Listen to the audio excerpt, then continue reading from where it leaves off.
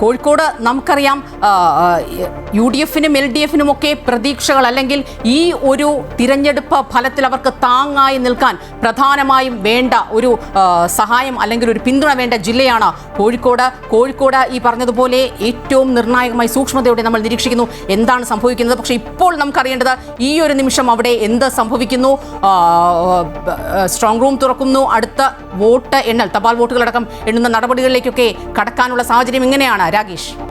സ്വപ്ന പറഞ്ഞതുപോലെ തന്നെയാണ് കാര്യങ്ങൾ. കോഴിക്കോട് ജില്ലയിൽ കോൺഗ്രസിന് ഇതുവരെയും ലാൻഡ് ചെയ്യാനാവാത്ത ഒരു സാഹചര്യമുണ്ട്. നിയമസഭാ തെരഞ്ഞെടുപ്പുകളുടെ ചരിത്രം പരിശോധിക്കുമ്പോൾ അതിൽ നിന്ന് വിഭിന്നമായി എക്സിറ്റ് പോളുകൾ നൽകുന്ന വലിയ പ്രതീക്ഷയിൽ തന്നെയാണ് കോൺഗ്രസ് കേന്ദ്രങ്ങളുള്ളത്. നമുക്കറിയാം തിരുവമ്പാടി ഒപ്പം തന്നെ കൊടുവള്ളി നിയമസഭാ മണ്ഡലങ്ങളുടെ വോട്ടെണ്ണൽ നടക്കുന്നത് കൂടത്തായി സ്കൂളിലാണ്. സ്ട്രോങ് റൂം തുറന്നു കഴിഞ്ഞു. ഒപ്പം തന്നെ മടപ്പള്ളി കോളേജിലാണ്. വടകര, നാദാപുരം, കുറ്റ്യാടി മണ്ഡലങ്ങളുടെ വോട്ടെണ്ണലുകൾ നടക്കുന്നത്. ഞാനിപ്പോൾ നിൽക്കുന്നത് JDT-യിലാണ്. ഇതിന് ശേഷമുള്ള മറ്റ് മണ്ഡലങ്ങളുടെ, കോഴിക്കോട് ആകെ 13 മണ്ഡലങ്ങളാണുള്ളത്. ഈ 13 മണ്ഡലങ്ങളുടെ വോട്ടെണ്ണൽ നടക്കുന്നത് കോഴിക്കോട് വെള്ളിമാടുകുന്നിലാണ്.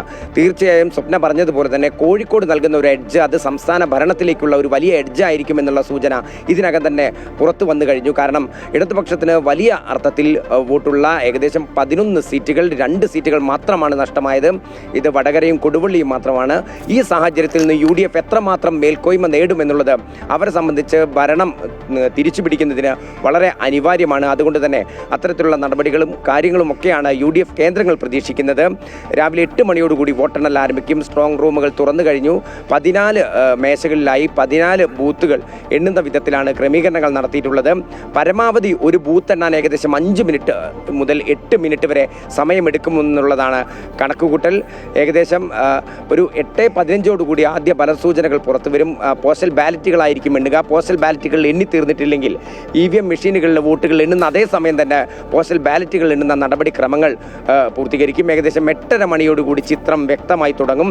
അതിനുശേഷമായിരിക്കും പിന്നീടുള്ള വോട്ടെണ്ണലുകൾ മുന്നോട്ട് പോകുന്നത്. ഏതായാലും പോളിംഗ് ഉദ്യോഗസ്ഥരെത്തി, ഒപ്പം തന്നെ കൗണ്ടിങ്ങിനുള്ള സഹായികൾ, മറ്റെല്ലാ രാഗേഷ് സൂചിപ്പിച്ച ഒരു പ്രധാനപ്പെട്ട ഒരു രാഷ്ട്രീയ ചിത്രം കൂടിയുണ്ട് സ്വപ്ന. അതായത് കഴിഞ്ഞ 20 വർഷത്തിലേറെ കാലമായി കോഴിക്കോട് നിന്ന് കോൺഗ്രസിന് ഒരു MLA ഉണ്ടാക്കാൻ കഴിഞ്ഞിട്ടില്ല. 2011-ൽ P. ശങ്കരൻ ഉൾപ്പെടെ ആണ് അവിടെ നിന്ന് അവസാനമായി ജയിച്ചു വന്നത്. അതിനുശേഷം പിന്നെ അവർക്ക് അവിടെ ഒരു MLA ലഭിച്ചിട്ടില്ല. പക്ഷേ പഞ്ചായത്ത് തെരഞ്ഞെടുപ്പിലെ കണക്കുകൾ നോക്കുകയാണെങ്കിൽ ഏകദേശം 9 സീറ്റിൽ UDF-ന് കോൺഗ്രസിന് ലീഡുണ്ട് എന്നുള്ളതാണ് അവർക്ക് ആത്മവിശ്വാസം നൽകുന്ന ഒരു പ്രധാന ഘടകം.